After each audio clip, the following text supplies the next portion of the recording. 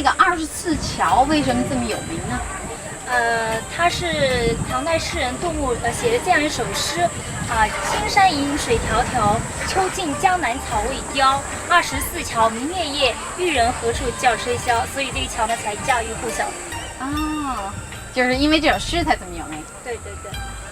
Chinese literacy value two things in life: read and travel. It says after traveling thousands of miles, reading thousands of books, you cannot. It's difficult to be an unwise man. I guess that's what I'm trying to preach and practice. Yangzhou's culture bloom had a lot to thank for the city's prosperous economy that brought by the Grand Canal.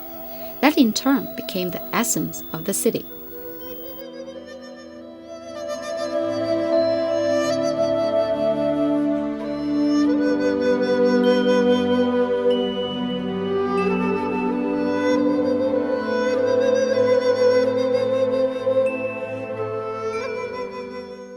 园在城中，城在园中，是你们到扬州最直接的感受。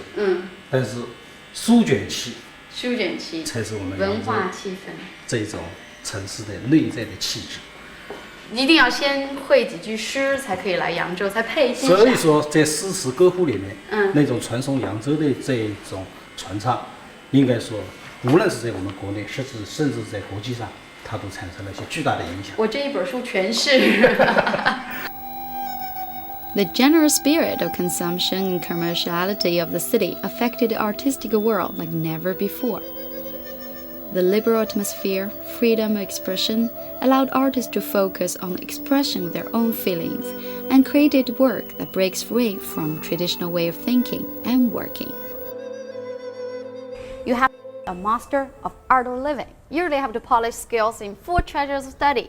琴 to play a musical instrument, 棋 to play a chess, sharpen your mind, and good at calligraphy and painting to cultivate your tastes and senses, of course. But that's also more considered to be the orthodox school and more traditional style. And Yangzhou 8 peculiar painters known for their innovative spirits that, of course, would like to pursue something slightly different. Known as the Yangzhou 8 Eccentrics, with Zheng Banqiao as best-known representative, this group of artists were initially scholar painters who followed the literary tradition in their artistic pursuit and later turned to be professional painters. Art was no longer a means of self-cultivation, but a product that can make a living off.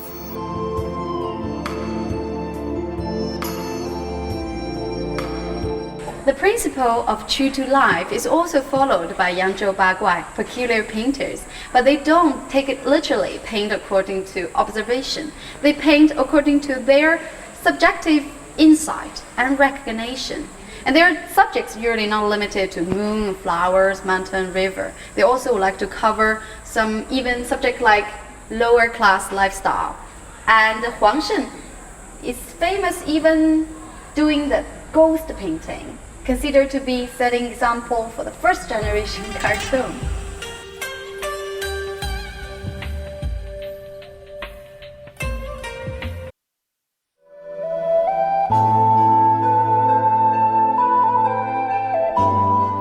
In order to provide a unifying political base for the Sui Dynasty's rule, Emperor Wendi looked to China's past.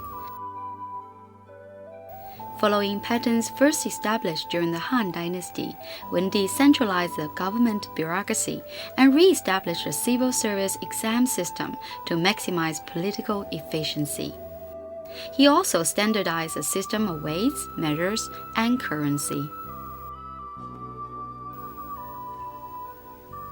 The social and cultural reunification of China, however, would require more than military skill and might. Regional and ethnic differences have been a fact of Chinese life for far too long.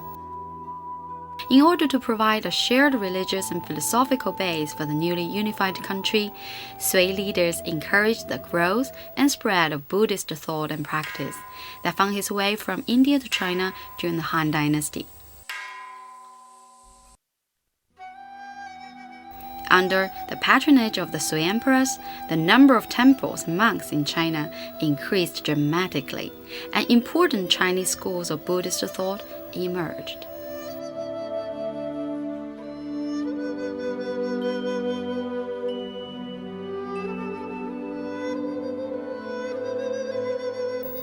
In 1973, a memorial hall was built within the Daming Temple, honoring Jianzhen and commemorating the renewed friendship between China and Japan.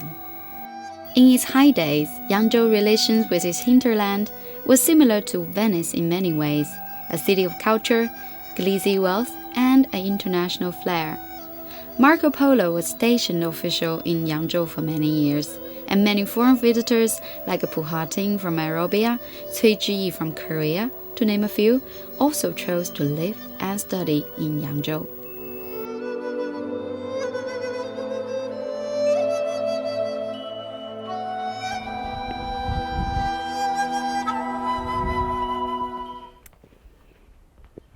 There's a will, there's a way. Sounds like a almost too positive cliche. But for the soft-spoken and iron-minded monk Jianzhen, it's only crystal clear fact. By the sixth time when he reached Japan, he was already 66 years old and blind. So for things you are determined to do, it's never too late and no excuse.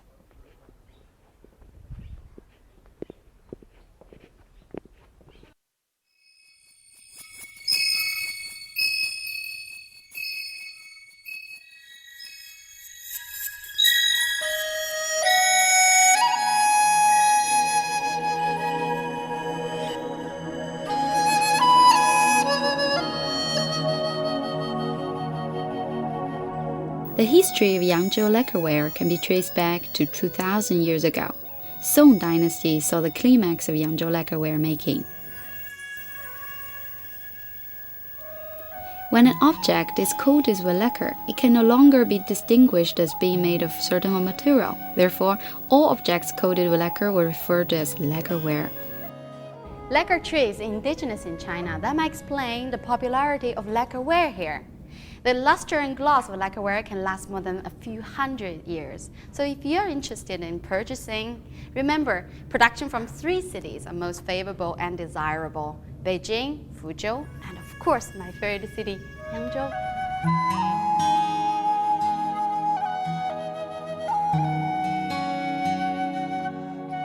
现在这个刻起来，这个硬度好像还不是，大概有多硬？跟橡皮一样。跟橡皮一样，最合适的时候。对对对。那咱们这一块板大概有多厚呢？2公分。2公分，大致那2公分一天一天一层一层的涂，一天涂2个，涂250天。250天吧。对。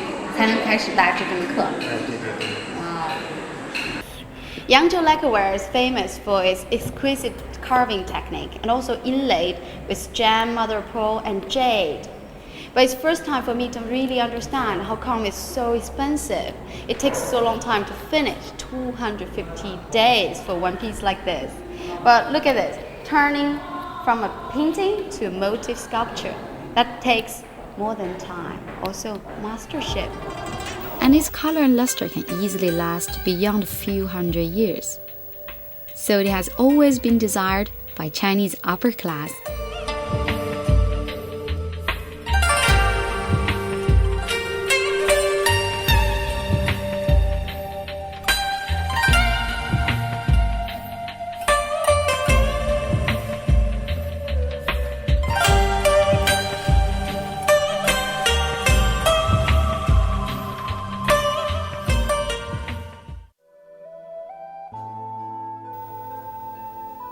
Linking the northern and southern China together, the Grand Canal contributed greatly to ensure the Chinese primary economy thrived in past dynasties.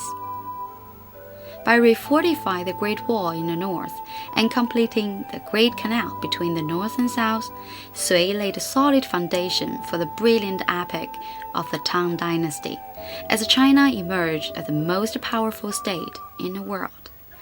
Now more than 2,000 years old, some parts of the canal are still in use, some functioning as a water diversion conduits, and some sections as one of scenic boat tour routes, especially in and around Yangzhou City.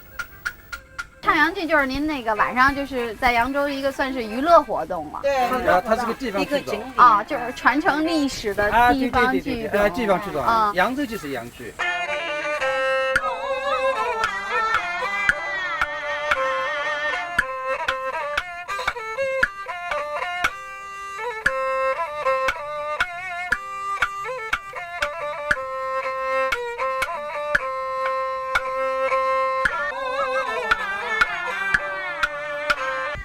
This is a nightclub I should join, right? I couldn't believe that I waited so long to visit this beautiful city. A city I read thousands of times in stories, in poets, in legends. And in reality, it is simply better. So set your expectation high. You won't be disappointed. I promise you. Even though the misty spring is always considered the best time to visit, but trust me, anytime come here, you will be fine. Have a great time. I'm your host Yan Ling. You'll be watching Travelogue. Thanks for watching. Bye. Enjoy this breathtaking view.